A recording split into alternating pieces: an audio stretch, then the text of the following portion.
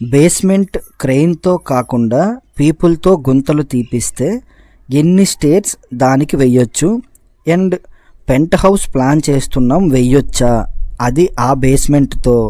Please answer this question comment. అంటే మీరు అడిగింది నాకు అర్థమైంది.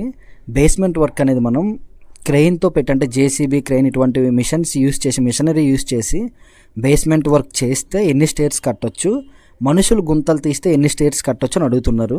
మనుషులు తీసినా మిషన్ తీసినా ఎవరు తీసినా సరే భూమి ఏ విధంగా ఉంది అనే దాన్ని బట్టే స్టేర్స్ మనం కట్టడానికి అప్రూవల్ వస్తుంది ఆ ఏరియాలో.